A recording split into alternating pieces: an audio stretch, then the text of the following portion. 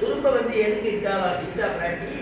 வந்திருக்கிறது பரபுருஷன், அவனுக்கு ஒரு ஆசனம் கொடுக்கணுங்கிறதுக்காக துரும்ப இட்டாளாம். ஆசனம் உண்டான்னா உண்டு.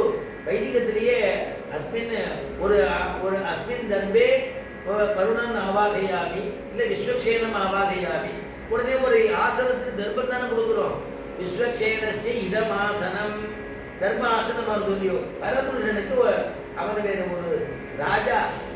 ரெண்டாவது ராவணேஸ்வரன் ஒரு ராஜா, அவனுக்கு மரியாதை கொடுக்கணுங்கிறதுக்காக துரும்பை இட்டாலோ, அல்லது உன்னுடைய தகப்பனுக்கு ஐஸ்வர்யம் கொடுக்கிறேன்னு சொன்னானே, அந்த ஐஸ்வர்யம் வந்து இந்த புல்லு மாத்திரமா அவன் நினைப்பார் ஜனகர். இந்த ஐஸ்வர்யம் கொடுக்கணும்னு சொல்லியே இந்த ஐஸ்வர்யம் வந்து இந்த புல்லுக்கு சமானம் அப்படிங்கிறதுக்காக புல்லை இட்டாலோ. இது ரெண்டாவது காரணம். மூணாவது சொல்லும் பொழுது, நாங்கள்லாம் எங்களை போன்ற கற்புக்கு அரசிகள், கற்புடையவர்கள், கற்புள்ள நங்கைகள், பதிவிரதைகள், நாங்கள் வந்து உயிரை விட்டாலும் விடுவோமே தவிர கற்பை நாங்கள் இழக்க மாட்டோம். எங்க உயிர் எது போலன்னா இந்த புல்லு போல, அதுக்காக இந்த புல்லை இட்டாலும். அப்புறம் காக்காசுர விற்த்தாந்தத்தை நினைச்சுக்கிறாளாம். இவன்ட்ட என்ன சொன்னா புரிய போறது அப்படிங்கிறதுக்காக நினைச்சிட்டு பேசுறாளாம் பிராட்டி. சித்திரக்கூடத்தில் நடந்த விற்த்தாந்தத்தை நினைச்சிட்டு ஒரு சமயம் இப்படிதான் ஒரு காக்காசுரன் வந்தது, என்னை வந்து என்னுடைய மேனிய தீண்டினத்துக்கு ராமபிரான் கோபப்பட்டு ஆசன தர்மத்தை எடுத்து ஒரு புல்லை எடுத்து தான் வீசி எறிஞ்சார். அது பிரம்மாஸ்திரமாக புறப்பட்டு அந்த அந்த காக்கையினுடைய இதான ஒரு கண்ணை எடுத்துடுத்து தண்டனையா. உயிர் போனா குறைச்சி போறது அப்படின்னு உயிரை விட்டுது. அந்த உயிரை மட்டும் பெருமாள் கொடுத்த, ராமபிரான் கொடுத்த கண்ணை, ஒரு கண்ணை எடுத்து தண்டனை அனுபவிக்க முடியாது பண்ணினார். அதனால நீ ஜாக்கிரதை, இந்த துரும்பு கூட பிரம்மாஸ்திரமாக புறப்படும் அப்படின்னு எச்சரிக்கை பண்றதுக்காக துரும்பை இட்டாலோ அப்படிங்கிறது. அது மட்டும் இல்லாமல் சீதா பாண்டி சொல்றாலாம், எப்ப புல்லை எடுத்து எங்க ஆத்துக்கார் ராமபிரான் கையில எடுக்கிறாரோ அப்பெல்லாம் எடுக்கிறவா கண்ணு போயிடுன்ட்டாராம். யாருக்கு பேருக்குன்னா, மிக்க பெரும் புகழ் மாபதி வேள்வியில் தக்கது இது அன்று என்று தானம் விளக்கிய சுக்கிரன் கண்ணை துரும்பால் கிளறிய சக்கர கையனே அச்சோ வச்சோ சங்கம் எடுத்தானே அச்சோ வச்சோ. மிக்க பெரும்புகள் மாவதி வேள்வியில் அப்படித்தானே ஆச்சு. இந்தியாவளி ஜலம் விடுங்கிறான்.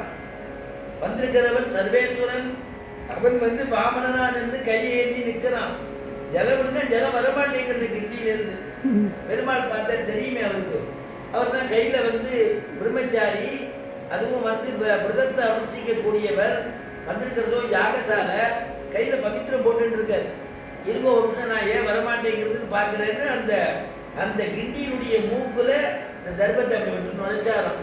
அதில் இருக்கிற வண்டு ரூபமா மறைச்சிருந்தாரா, ஜலத்தை விடாம இருக்கணும். ஜலம் விழுந்தாதானே அவன் தார வார்த்தை கொடுப்பான். ஜலம் விழாம பண்ணிட்டா அப்படின்னு அப்படி சிஷியனை காப்பாத்துறாராம். அதனால சுக்கராச்சாரியார், அதனால அந்த கண்ணு போயிடுத்து, வண்டு வெளியில ஓடி வந்துட்டு சுக்கராச்சாரியர் கண்ணு போயிடுது. அப்புறம் பின்னாடி சொல்றா, திருவள்ளியங்குடிங்கிற திவ்யதேசத்துக்கு வந்து பிரார்த்தனை பண்ணிட்டு அந்த எம்பெருமான் கண் கொடுத்த பெருமாள் அப்படின்னு கொண்டாடும்படியாக இன்னைக்கு நம்ம திவ்யதேசத்தினுடைய வைபவத்தில் அனுபவிக்கிறோம். அதனால அதான் இங்க சீதா பிராட்டி சொல்றா, எப்ப என்னுடைய பர்த்தா ராமபிரான் புல்ல கையில எடுக்கிறாரோ அப்பப்பெல்லாம் எதுக்கு சத்துருக்களுடைய கண்ணு போயிடும், ஜாக்கிரதை.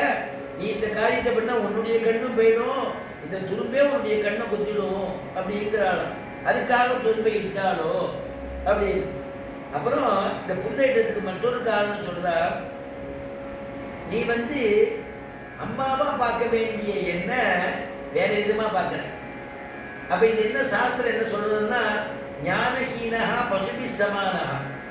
மாட்டுக்கு ஞானம் இல்லாதவன் யாரை போலன்னா மாடுகளை போல. மாடுகளுக்கு ஆகாரம் என்ன? புல்லு. அதனால நீ மாடு மாதிரி என்னிடத்துல பழகிற, உனக்கு ஆகாரம் போட்டிருக்க மாதிரி இதுதான் உனக்கு ஆகாரம். நீ மாடோ இல்லையோ, அதனால உனக்கு புல்லு தான் ஆகாரம்னு அதுக்காக புல்லை இட்டாலோ, அல்லது தூணிலிருந்து பிரகலாதர் 5 வயசு குழந்தைய மிரட்டுறான். எங்க இருக்காண்டா நீ சொல்லக்கூடிய ஸ்ரீஹரி எங்க இருக்கான்னு மிரட்டும் பொழுது அந்த குழந்தை எங்கும் வியாபிச்சிருக்கான்னு சொல்லித்தான். எங்கும் வியாபிச்சிருக்கான்னு சொல்லாது, ஏதாவது ஒரு இடத்த காமி, அந்த இடத்துல இருக்கான்னு நான் பார்க்குறேன், நிரூபிக்கணும். நீ சொன்ன பரம்பொருள் உள்ளேருந்து வெளியில வரணும். இல்லைன்னா உன்னையே நான் வதம் பண்ணிடுவேன் அப்படிங்கிறானா பெத்த தகப்பன் அப்பாவே. அதனால என்ன ஆச்சா, இந்த தூண்ல இருக்கானான்னு ஒரு தூணை காமிச்சானோ, அந்த தூண்ல பக்கத்துல உட்கார்ந்து கட்டை வச்சு பக்கத்துல பார்த்துட்டு இருந்தானோ. அதனால அவனுக்கு தெரியும் இந்த தூணுக்குள்ள யாரும் பேர்க்க மாட்டான்னு ஒரு நம்பிக்கை, அசைக்க முடியாம நம்பிக்கை. அவன் உடனே என்ன பண்ணானா, கிரண்ய கசிப்பு இந்த தூண்ல இருக்காராடா பிரகலாதா சொல்லு அப்படின்னு கேட்டா, இந்த தூண்ல இருக்காப்பா எனக்கு தெரியறது, எங்கும் வியாபிச்சிருக்கான்னு சொன்னேனே அந்த பரம்பொருள் அதுக்குள்ளேயும் இருக்குன்னாராம். திருஷ்யதேன்னு குழந்தை அவன் சொல்றான், நான் திருஷ்யதே எனக்கு தெரியலையே.